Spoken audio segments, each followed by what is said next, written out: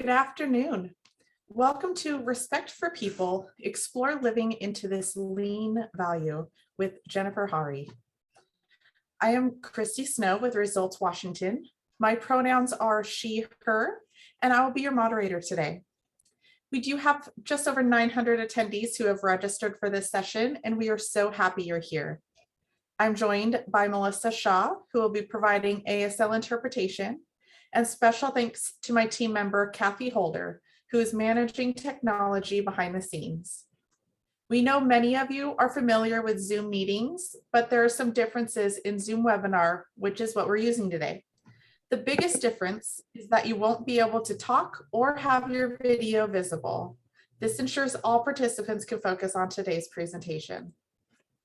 I want to draw your attention to a few different features in Zoom and how we'll use them. If you move your mouse, this toolbar will appear, and you can see icons for the chat and Q&A. And these are two different features. For the chat, we will actually not be using that in this session today. But if you have any questions during the presentation, feel free to drop those in the Q&A box. We won't be able to respond to all your questions, but we will do our best to answer as many as we can. If you experience any technical issues, please use the QA feature for that as well, and we'll do our best to help you. Next, you'll notice an icon for closed captioning. If you wish to see closed captioning, click that icon and select Show Subtitle, or you can view the full transcript. You can adjust your view to make the presentation or the speaker larger by sliding the vertical bar on your screen from left to right. Session materials are available on our website, and videos will be posted within a week. If we get disconnected or run into technical troubles, we will try our best to get the webinar back up within 5 minutes. And in the event we are unable to do so, we will record the session and post that to our website. Finally, at the end of the session, the survey really quick, so only 3 questions. And this provides the presenter and us at Results fortunate to have Jennifer with us today. Jennifer is an organizational anthropologist and Lean Six Sigma Master Black Belt who brings joy and intention to organizational culture and leadership practice. She helps build teams and systems designed to get results and help people thrive. Jennifer lives in Olympia on traditional family. Amazing humans who have taught her how to apply her talents in an environment always in learning mode. With that, I will pass off to you, Jennifer.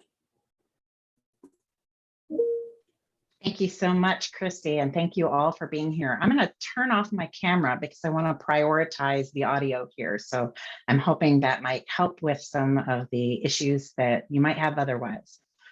So hold on for one moment and we'll get going this morning.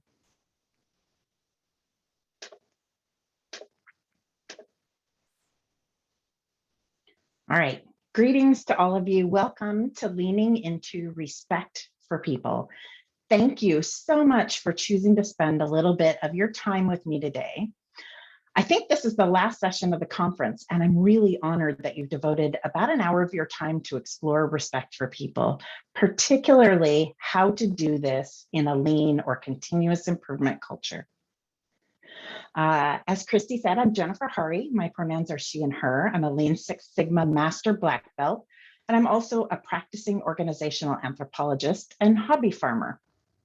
I bring up that last piece because you might hear animal noises from goats or chickens or horses in the background, and I didn't want to leave you wondering what's going on at the Hari farm today. Also, you may hear a train passing by from time to time, and I usually use those moments to take a sip of water or take a deep breath rather than compete with the train whistle. So I invite you to do the same if that happens during our time together. As a practicing anthropologist, I spend my time with teams all over the world, helping them create the culture they want to live into, many times in the area of creating a culture of continuous improvement. I've worked with teams manufacturing airplane parts, looking for innovative ways to build better airplanes. And I've been in the room with orthopedic surgeons, creating new hips and new knees to improve the lives of patients. I've worked with teenagers and their families, empowering their voices in the area of mental health. And I've also worked with an international retailer, transforming the work of people all over the globe. I've toured sewers, that was fun, with the people who design and build them. And I've helped construct an entire building out of cardboard in a warehouse to transform how space can support optimal flow. I have helped teams work through everyday problems like how to avoid laundering uniforms with pens in pockets, to more transformational efforts like reimagining how to deliver on wicked problems like houselessness or solving for gaps in early childhood education.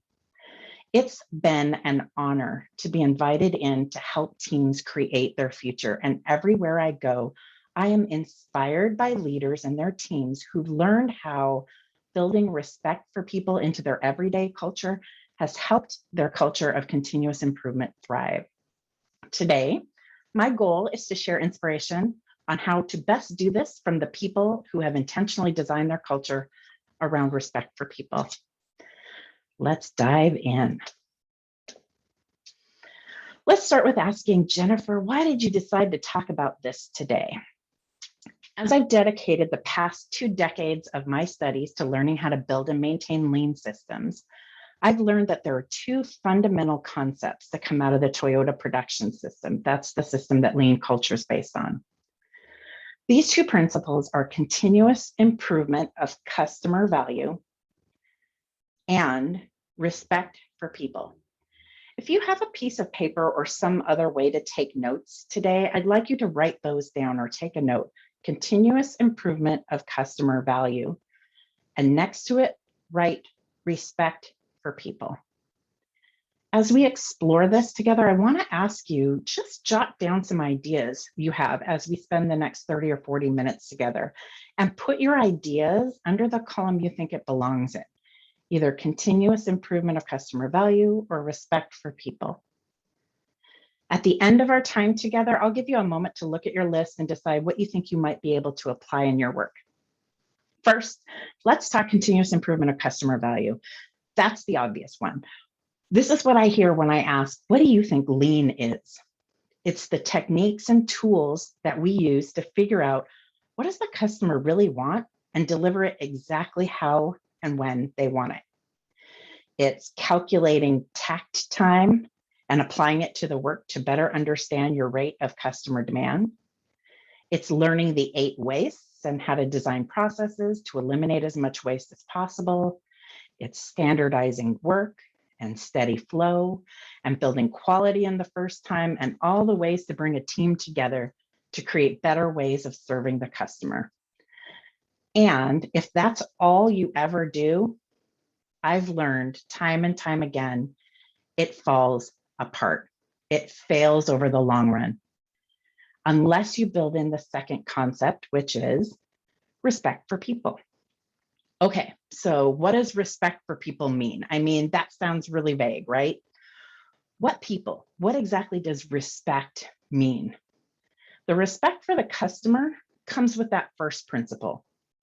What I want to explore with you all today is how to build in respect for the people on your teams, the people that you work with to deliver the products and services your customer want and expect. Let's talk about that. It isn't just about treating people you work with in a positive manner, although that's always helpful, but it's about providing everyone with the tools, the training, and the experience they need to grow and challenging them to get there. It's creating an environment where it's safe to learn, where mistakes are allowed and even encouraged. I worked with a team one time that had gotten some learning teams together and verbalized to them all that it was safe to make mistakes. But I quickly noticed that after the teams had been working for a while, they were all stuck in a cycle of planning and never actually tried any of the cool ideas that they were coming up with. Separately, I asked members of the different teams why this was happening. And separately, they all told me a variation of a story about what happened to someone who tried out of the box and was fired when it didn't go well. This might seem extreme, but think about the last time you or someone you work with tried something new at work. Does that happen fairly frequently, trying something new? What happens when those things go well? What responses do you get when they don't? The actual response to what happens when mistakes are made or when learnings happen tell us a lot about whether a team has really built in the trust needed to learn and solve problems together. For example, I worked with a team where every single team member was encouraged to load problems or ideas for an improvement on a board they had kept in the workplace called WALL-E, the Wall of Improvement.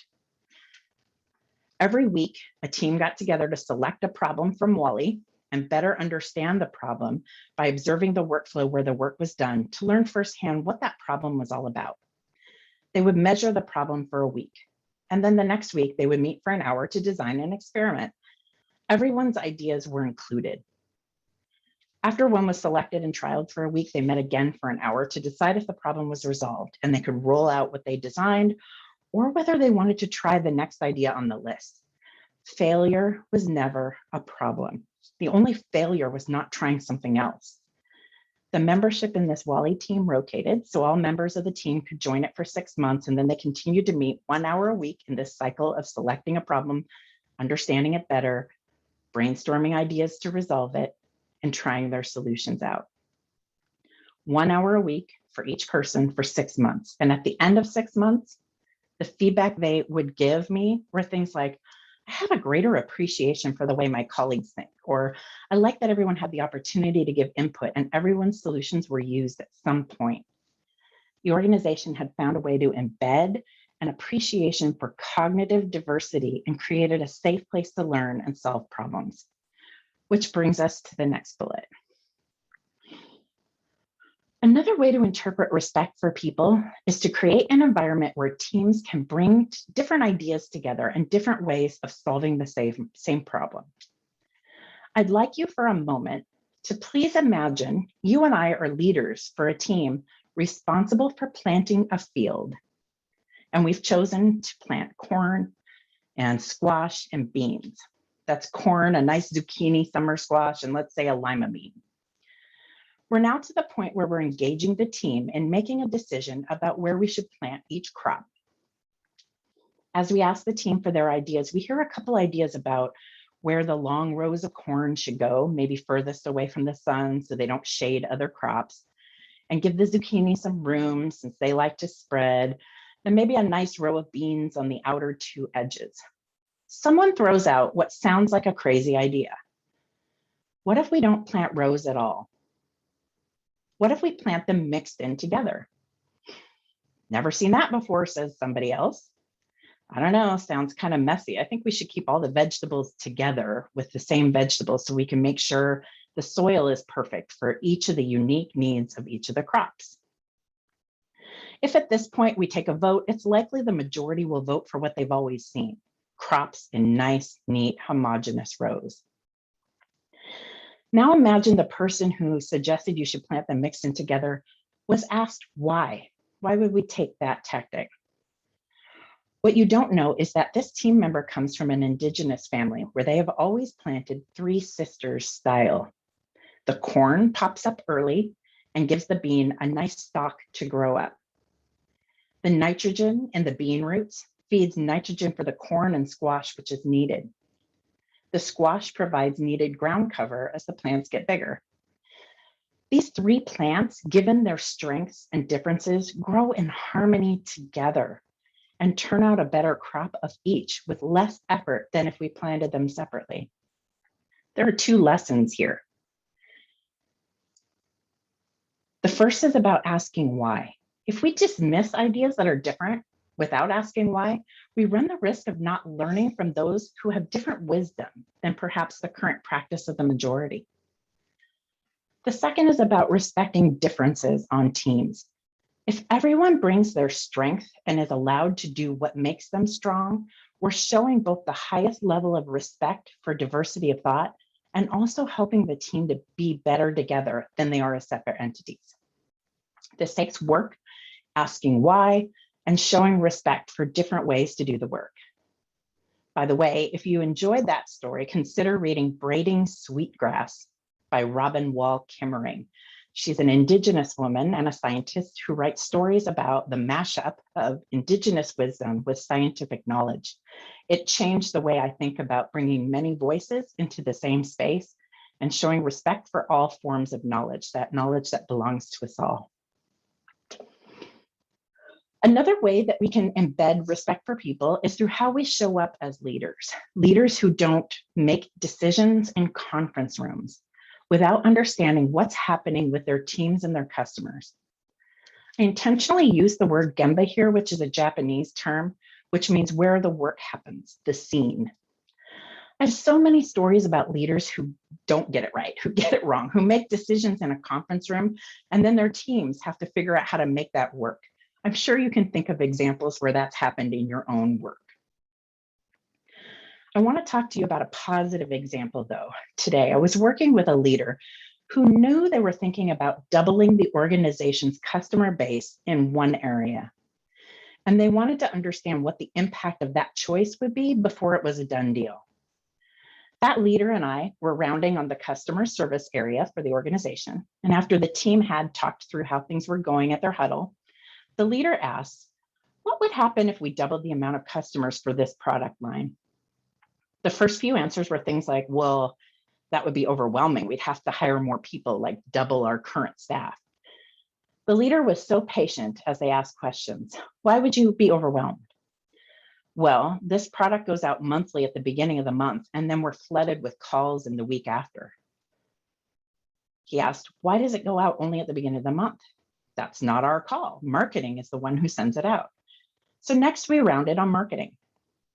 After they had their regularly planned huddle, the leader asked, why do we send out materials for this customer at the beginning of the month only? And learned there was no reason. They just produced a batch and shipped it all at once. By learning more about the business and how it worked, the leader was able to help both departments work together to prepare weekly shipping, and marketing would help customer service answer some of their calls to help with the burden. The first response when asked what would happen if the business was doubled was hire more people. They did finally double the volume, but they only needed to hire one more person in marketing and two in customer service, which was far less than doubling the staff. You'll see here I indicated that leaders learn in the gemba, in the place where it happens. And also, team members show respect as well by allowing coaching from leaders, because they understand that sometimes they might be too close to the work to see things differently. Respect for people is how both those who lead teams and those who provide value to customers work together to push and support each other. All right, I have many ideas that I've learned that come from real people who figured out how to build respect for people into their culture. I'm excited to share these with you today, and I'll share each idea for how to build respect for people, and I'll give you some examples or tools for each idea. Let's start with habit number one. Leader and team habit one is going to gemba. Remember, that's defined as where the work is done. It's a key principle in building respect for people, and it isn't just for leaders, it's for everyone to do, but it's essential for leaders. The concept is, when presented with a problem, don't solve it in a conference room. Go to where the problem happens to better understand the problem before solving it. Also, go to understand how the processes are working, how the team is solving problems, how the visual systems are working or not working for the team. Be curious. When people aren't curious or they think they already know the answer, it breeds exclusion. Think about a time when somebody asked you a question and it appeared to you like they already knew the answer they were looking for. How leaders and others show up in a curious frame of mind, not to confirm what they think they already know, but to learn, great things happen. Open dialogue happens, trust is built, a better understanding of how things are going is understood by all. Local business, Costco's founder, Jim Senegal, when he was CEO, used to round on all his warehouses, sometimes 12 in one day. On his rounding, he didn't meet with leaders in a conference room. He went straight to the warehouse floor to observe how standards were rolled out, talked with the staff and customers about how things were working or not working for them, and taking what he learned back to where he and his leadership team made decisions based on what he learned on the floor. Okay, so going to the Gemba, easy to do, right? Just go to the Gemba, ask why, show some respect. But here's what I've learned in working in this field for decades. Leaders and others hesitate to do this. This has been one of the hardest habits to ingrain in leader behaviors across many industries that I've worked in. And here are some of the reasons that I hear about why leaders and teams do not go to the Gemba. I've heard things like, I don't feel comfortable just showing up in people's workspace. It feels awkward. Or work happens in so many places. I manage people all over, some at home. Am I supposed to show up at their house? The most popular thing I hear is, this is a great idea, Jennifer, and I understand the value of going to the Gemba, but I'm so busy. I have back-to-back meetings. I just don't have time. I want to, I just don't have the time to do it. And sometimes the barrier to going to Gemba is about how we think those who we are visiting might perceive us as a micromanager, right? Looking over their shoulder. Take a moment and ask yourself, what would stop me from going to Gemba to better understand what's happening? Write down your biggest obstacle now, and let's see if I have some thoughts on how that might help.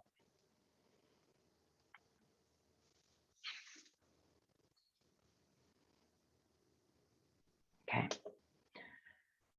So here's what I know about how those who have made the switch and replaced some old leader and team behaviors with going to Gemba. That's shown some great results.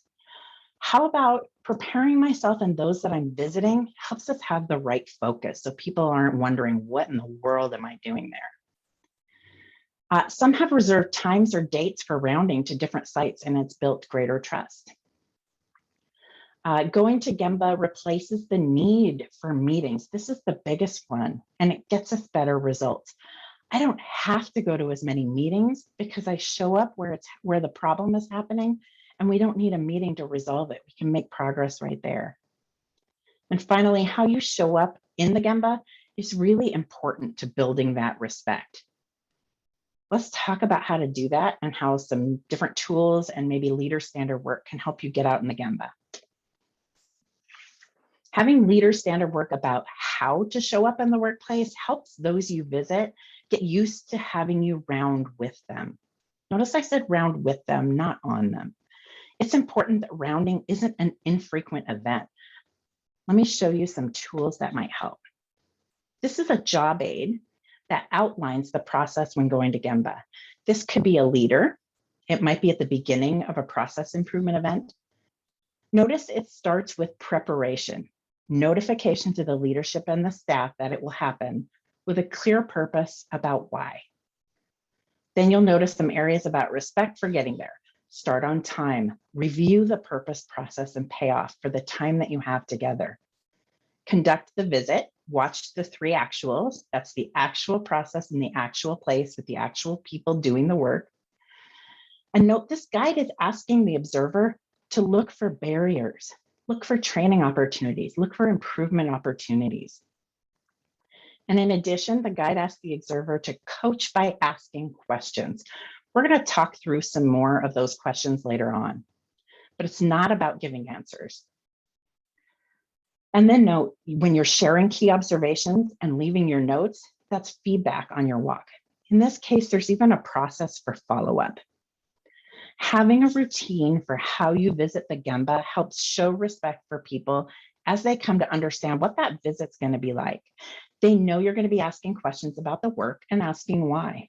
They know that you'll leave any expectations, any challenges, both for them as well as any of your own follow-up items. And you'll be back to check on those expectations. I want to show you a tool one of my clients used for doing that. So here's a tool used by one organization to track rounding that's done by their leaders. Notice that this is designed to help them follow the leader standard work for rounding, but also designed to leave the notes behind with the team so they have notes about what follow-up the team is committed to and what follow-up the leader's committed to. There's space to put the date, department, duration of the visit, as well as the time started and ended and who was there. It's their goal to have everyone on the team attend their Gemba walks. In the middle of the form, there's a clear purpose to observe actual work. The process is outlined. Watch, listen, ask questions, look for variation, training issues, improvement opportunities. Sound familiar? You're there to understand the why and identify key items for follow-up, and there's space for all those notes. Note that the payoff is to have clear expectations and increased understanding. The purpose is also to remove barriers and provide recognition and feedback. Understand the purpose and understand best practice. A good way to create time for being in the Gemba, we talked a little bit about that being one of the greatest barriers, is not having the time. A good way to do that is to create a regular rhythm for rounding. One organization that I worked with created a standard leader calendar. You don't have to do that, but they always had Gemba time on Wednesdays. All leaders were asked not to book any meetings on Wednesdays, but to hold time for rounding. That allowed leaders to join each other on rounds to see what was happening in an upstream or a downstream department so they could share with their teams. Teams knew they would have time with their leader on Wednesdays. The reality is, if you don't make the time, you won't have the time. Your schedule may get full of meetings, and it doesn't have to be a specific day. This worked well because the entire leadership team followed this standard. But what would happen if you went to your 2022 calendar right now and reserved time weekly or monthly just to go to Gemba? Where would you want to go and see first? How can you plan ahead to reserve the time and make this a part of your ongoing habit? Before we leave the habit of going to Gemba, I also want to point out that any time is a good time to go to Gemba. If your first response every time you hear about a problem is to go to Gemba, ask why and show respect, rather than offer solutions, this is a great way to show respect for people. Okay, enough about the Gemba. Habit number 2, problem solving. Before we get into this, I'd like you to think about and hold in your mind, what's the last work problem that was solved on your team? Last problem that was solved on your team. And think about what the process was for solving that problem. Who was involved? Who gave input? And who decided? To maximize the value of diversity of thought, we need a method that is visual, auditory, participatory, and iterative. Many of you listening might be familiar with A3 problem solving. That's the method popularized by Toyota that instructs the problem solver to make the problem visible on one sheet of 11 by 17 paper and to follow a routine process to solve for the problem. I'm not going over that methodology today, but I want to give you a few ideas to build on the concept of making thinking visible. There's a fantastic book out right now by Dan Heath, who's a friend of mine, called Upstream: The Quest to Solve Problems Before They Happen. This book begins with a parable commonly attributed to Irving Zola. Imagine you and a friend are having a picnic by the side of a river. Suddenly you hear a shout from the direction of the water. A child is drowning. Without thinking, you both dive in, grab the child, and swim to shore. Before you can recover, you hear another child cry for help. You and your friend jump back in the river to rescue her as well. Then another struggling child drifts into sight, and another, and another. The two of you can barely keep up. Suddenly you see your friend wading out of the water, seeming to leave you alone. Where are you going, you ask? Your friend answers, I'm going upstream to tackle the person who's throwing all these kids in the water. There are 2 ways specifically that solving problems upstream shows respect. The first is by preventing problems from occurring. You save the work for downstream teams who have to fix errors. The second is by working upstream to understand what's happening, you show respect for those who have the work before you do. Let me give you an example. I was working with Sanjay, who's a supervisor on a finance team, and Sanjay gets a report every week from Kyoko, another member of the team. Sanjay uses that information that he gets from Kyoko every week to report out the status of cash reserves for the organization. Sanjay and I met and he told me, I feel like I'm only getting 3 or 4 pieces of information I really need, and I don't always get that in time to put my report together. I think I might need to have a conversation with Kyoko's boss. My response was, I wonder what you might learn if you sat down with Kyoko to learn more about her process. We sat down together with Kyoko and found out she has a painstaking process to match several systems that, depending on when Kyoko pulls the information, may or may not match. And then she begins a process to uncover why they don't match. After meeting with Kyoko, Sanjay said, you're giving me several pieces of information I don't need, and I don't want you to waste your time doing those things if I'm not using that data. I'm worried still about the 2 systems that need to match and sometimes don't, and how much work that creates for you. Do you know why those sometimes don't match? Kyoko didn't, so Sanjay, Kyoko, and I all went, you guessed it, upstream to the systems administrator, Inez, and learned that there were reports that were updated at specific times with the bank statements, and occasionally those reports would not run until someone had an opportunity to do some troubleshooting. Sometimes that might be hours, and they didn't know anyone was depending on these reports. It only takes about 5 minutes to fix the error when it happens and rerun the download. Together, Sanjay, Kyoko, and Inez determined that errors for that report would be worked as high priority, so Kyoko's information would be ready for her no later than 9 a.m. Sanjay had a much better understanding of the work that happened before it came to him and was able to help Kyoko only focus on what was critical. And they both were able to work with Inez to stop a painstaking process to check and match information by prioritizing a fix on Inez's team. If you were Kyoko, would you feel more respected by this process, or would you feel more respected to have your boss alerted that there was a problem with your performance?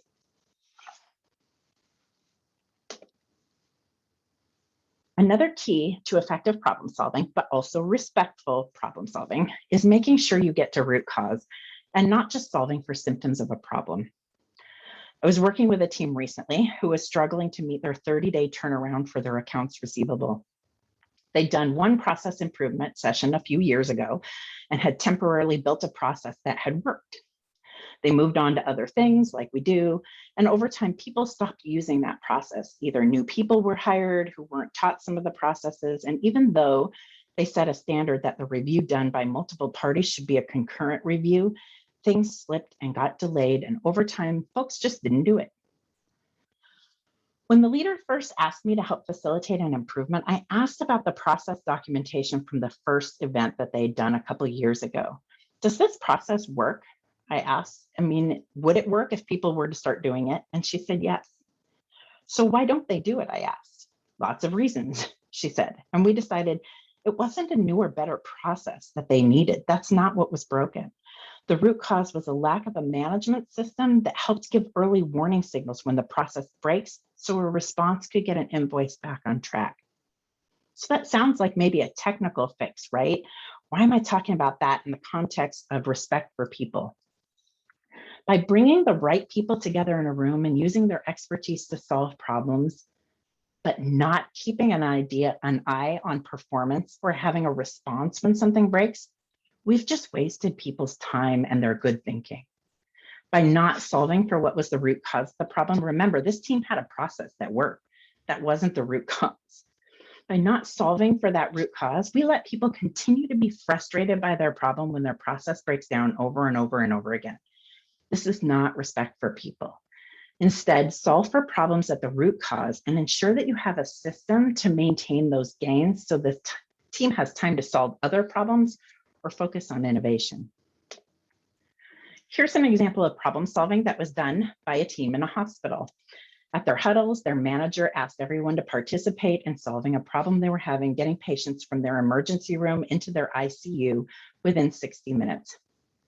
Everyone understood that the target was 80% of patients admitted within 60 minutes, and they were currently at 0. I went to this huddle, and at the huddle, the leader asked for why the team thought that was happening. Everyone had input into why they thought it was happening, and they gave ideas. And the nurse leader asked, and why is that happening? And took everyone's thoughts. That's an example of root cause problem solving and doing so in a visual and auditory way so everyone can participate. And after they understood the root causes of their problem, they selected which causes they wanted to work on first. And they made their action plan visible so they could continue to check back on how they were doing. I use this example because this nurse leader had one of the highest staff satisfaction levels in the hospital system that she worked in.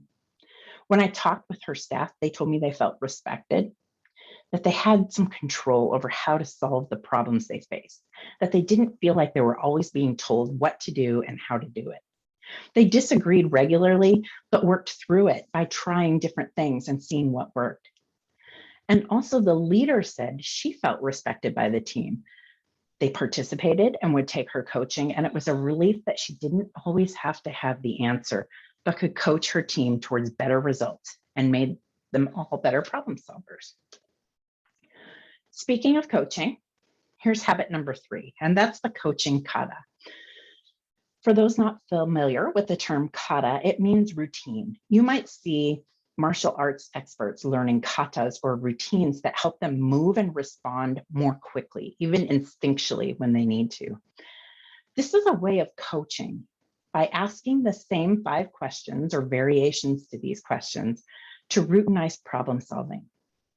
The questions are, what is the target condition?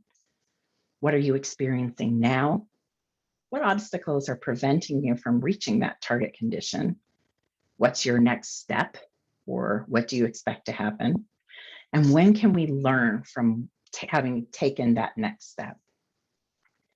Those questions reinforce the thinking around embedding continuous improvement, and they also help show respect for people by not responding to adversity or process problems with answers, but with questions that allow the people who do the work to think through how to solve them. It's this leader habit that helps teams feel respected and also pushes them to higher levels of performance. When we coach teams to see problems and solve them, we help them live into a culture of continuous improvement. What you might see on the screen is an experiment done by a team of researchers led by Trafton Drew. They took a CT scan of a lung and gave it to 24 radiologists and asked them to look for potentially cancerous nodules. Only 4 out of the 24 noticed the tiny outline of a gorilla placed in the middle of the scan. That means 20 out of 24 completely missed the gorilla in the middle of their work and had fallen into something we call inattentional blindness through their careful attention to one task, which caused them to completely miss something else. Lean leaders and others can show respect for people by coaching those who do the work to see problems. Sometimes they get too close to see the problems. Sometimes this insight comes when we go upstream or downstream to see, like the earlier example that I gave.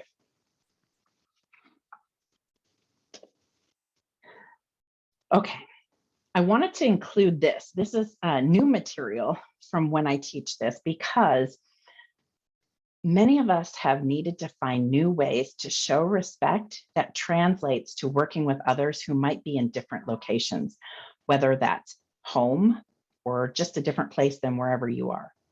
This could be hybrid, it could be fully remote, but it's still critical to intentionally build in respect for people across distance. I have many examples of successful ways to help teams translate what works in person into something that will work when we're not in person. I have 3 specific ideas of ways to show respect for people in hybrid or remote teams, which is where many, but not all of us find ourselves. The first is to use online whiteboards. Miro, Mural, I don't work for them. I don't get a cut of what they make, but there are plenty of different whiteboards that you can use. But these encourage engagement, and it also helps to remove bias. I'll give you a few examples. I've also seen teams take their regularly occurring in-person huddles and transform them into something that looks like a mashup between the huddle and lean coffee. I'll show you an example of what that does, but it lets the team sort the agenda and prioritize what's important to them. And then, of course, the Go to Gemba, which we spend a lot of time talking about. So incorporating Go to Gemba by using screen share to understand workflow. Here are a few examples. I'm not expecting you to read this. This was part of a Miro board used during a point improvement with a team. After we looked at and learned about current state, everyone was given a blank board and a few days to design the future state using sticky notes, their own version of what they wanted to see happen. This team was geographically spread out all over the entire US. But when we came back together, we had 15 ideas about a possible future state we could work with. Then they got into 3 teams of 5, shared their ideas, and then drafted their best future state for each of those 3 teams using everyone's ideas. The whole team had 3 ideas that they shared with the large group for how they could design future state and selected the one they wanted to try first. And they borrowed a couple ideas from the other 2 teams. Right now, they're testing their future design this month in November, but I was so pleased with the feedback that we got on how this allowed everyone to think through their ideas and get them on paper, so to speak, and then share with each other. Here's another example of a team's virtual whiteboard where everyone put their ideas for a problem they were having with printing for an event that the team had put on. Everyone put their name and idea on a sticky note and was able to give input into possible solutions, and then they picked one to try. They have others if they decide this one doesn't work for any reason. I really love using virtual whiteboards to design improvement work, to make sure everybody is allowed to give input, to respect introverted and extroverted thinkers. By that, I mean giving people time to write what they're thinking about before we start talking about it. I love this for using everyone's ideas, and I love how it reinforces trying solutions and then committing before following up. Another team that I work with uses a mashup of Lean Coffee and their huddle plan on a virtual whiteboard. This is how it looked the morning before their huddle. They have 3 columns, which we could talk about. What could we talk about, discussing, and done, and then a space for action items. Under the what we could talk about today, they have 5 sticky notes that they always cover in their huddle. This is covered no matter what. Then in blue, everyone has an opportunity to put sticky notes. You see 6 of them here that others have added as possible agenda items for the team. They use the red stars on the right to vote for their top 3, and then they take the highest vote getter and move on to that one in discussing. When the huddle's up, the group got to add their ideas, vote for what they wanted to talk about first, and work through all items, not just what the leader wanted to discuss. This online whiteboard was a replication of what they had in their workplace before they started working from home. They just transferred into virtual space. Okay, here's my last idea for virtual today about how to tap into some of those virtual tools. When the pandemic hit our area in March of 2020, I was in the middle of doing a massive Gemba visit of over 100 people in an organization to understand how teams across the organization documented their processes. Our team had gone to about 40 different people's cubicles from across the campus that we were working in. And when we got there, we asked about what they had documented, and sometimes they would show us where these documents were stored on their computer or at their desk. We were looking over their shoulder. On March 8th, I remember the date, 2020, we switched to using online technology to go to the Gemba. And what we learned was when folks do their work on a computer without someone looking over their shoulder, it was easier to observe what they were doing on the screen. They felt comfortable. They could still narrate their thought process and where they were going when we had them share their screen. Since then, I've seen meetings enhanced when someone is talking about how they do something and the conversation keeps going around and around to sharing their screen to show what they're dealing with. And it made me remember all the meetings I've been in where people just talk about what they're doing, but never really show, so no one can understand what's really happening. Really like to bring this back to fully in-person meetings as well, but certainly screen sharing a screen using whatever technology you have available is a great way to bring the Gemba to everyone. One team that I work with has made this a regular part of their huddles, especially for tasks that are done by more than one person. And it's been a joy to sit in on their huddles and hear comments from others saying, I never knew I could just do a Control D and it would duplicate that. Or I never used that screen for this task, but it's got more information than I had on my screen. And now I know where to go to get that information. Okay. I want to thank you for taking time out of your day to think about respect for people. And I'd like you now, before we go to Q&A, to look at your notes and select one idea that you've had today about how you might be able to build respect for people into your workplace. So I'm going to give you a moment to do that, and then I'm ready to jump into Q&A. Team, when you are. All right, thank you so much, Jennifer. Due to my technical issues earlier, I'm going to keep my camera off, so I apologize for that. That's okay. Towards the beginning of your presentation, there was a book that you had referenced. Could you repeat what the name of the book was and the author, please? Yeah, so I've got two that I mentioned. One was Braiding Sweetgrass by Robin Wall Kimmering, Kimmering. And I also referenced this book that I happen to have right here. It's called Upstream by Dan Heath. Thank you. Yeah, you're welcome. Both really good reads. So what are some ideas on ways to have meaningful celebrations in this virtual world? Good question. Although now that I say that, I just remembered that I heard on a Freakonomics podcast recently that good question is often not a good phrase to say, that people use that as a way of stalling. I'm not stalling. I'm still trying to figure that out.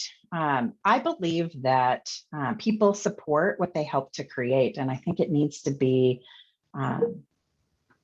meaningful for the people that are involved. And some of the things that I've seen from some of the different teams that I've worked with have been things that teams have originated themselves, ideas that they've had to celebrate wins that they've had, to celebrate joy that they're experiencing. I've seen all sorts of things from Zoom meetings or whatever technology they're having. They'll play little games on there and just connect and have people's pets or whatever. It really depends on, I appreciate the word meaningful. And I believe strongly that people get to decide what's meaningful for them. It's hard to decide what's meaningful in general. So that's a tough question to answer. Sounds like a great way to have an icebreaker to learn what's meaningful to people. There you go. Yeah.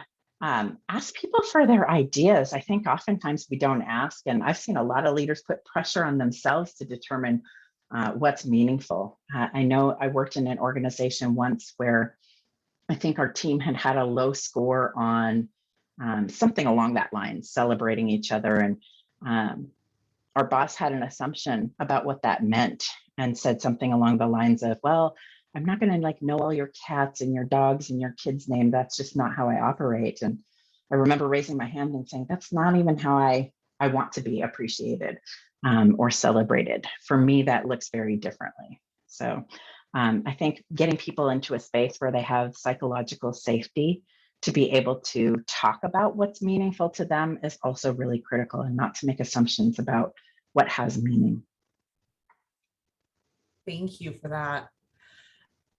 What's some advice you can give on different actions folks can take to do root cause problem solving when problems seem to vary based on election outcomes? Oh, yeah, that's tough. You don't want to say that the election was your root cause necessarily, right? I don't know that I have anything beyond some of the tools that I would normally recommend. There's the train. I told you it would happen at least once. I don't control their schedule. I think using 5 whys is an effective tool. I think it's helpful to ask people why and not edit their comments. So if I'm understanding the question correctly, that has the added element of outcomes that are related to election results. And really, that's the reality that we live in. But there might be other trunks that come off the tree or things that fit into, so I'm going to use the word Venn diagram. For those of you not married to a math teacher like I am, a Venn diagram is two circles that you draw that are the universe of two things, and where they overlap is the area that you talk about the overlap. So I would say things that are meaningful and things that you have control over. If something falls into those two circles, that's something that's a good problem to tackle. If it's something you don't have control over, then we start talking about what could we influence or how could we respond. But for getting down to root cause, really take the time to understand what's still within your team's control. Otherwise, it can lead to frustration and people feeling like their problems really aren't solved when they may not be their problem at all. Awesome. I don't know if I'm fully understanding all of that question. So I would totally invite you to, I'll put up my email address and phone number there. Would be happy to hear from you if you have more questions like that, or hear more details. It's so hard with Q&A. It's, not a lot of, I wish we were in person. That's all I have to say, because I could ask a question about that. Yes, absolutely. It's hard to get the backstory. Exactly. Do it this way. So I don't know if I'm interpreting that correctly. Again, my tendency would be to ask more questions and ask why. Yes, I absolutely agree with that. We got time for just one more question. This one, do you think that the psychological safety in cognitive diversity has improved in this virtual world when we can't see each other and there are less nonverbal cues? In some ways, yes, and in some ways, no. So let me give what I think is a brief answer to that. That might have you go and look somewhere else for some more information, since we only have a few minutes left. There's a study that's been done on the concept of covering. It's just like it sounds, COVERING. A good colleague of mine, Christy Smith and Kenji Yoshino, did this study, and it talks about the tendency that we have to hide aspects about ourselves or not authentically bring ourselves to work. And in some ways, being virtual, being able to hide behind a screen or phase out when you do, sometimes has created some safety for folks who don't always feel safe bringing their authentic self to work. But I would argue that hasn't really solved a problem. It's just hidden it. I'd like to see us get to a space where we all feel comfortable to bring ourselves into every space. So maybe that's not a profound answer to that. I don't think I have solutions to all the world's problems, but would direct you to the work that Christy Smith and Kenji Yoshino have done about covering as a good place to start to better understand that. That's awesome. Thank you so much for sharing that resource. And thank you, Jennifer, for such a great session. I am certain that the information you provided today has added value for our attendees. And thank you so much to all of you for being here and participating to make the 2021 Lean Conference so successful. Please visit our website and you can revisit sessions that we've had. You can download materials. You can even watch videos from last week. Videos from this week will be up by next week. And in a second here, a survey will pop up. Please take the time to complete this survey. It's really quick. It's only 3 questions, and it provides us with some great real-time feedback. And thank you all for attending today's session, and you all have a great night and a great weekend. Thank you all.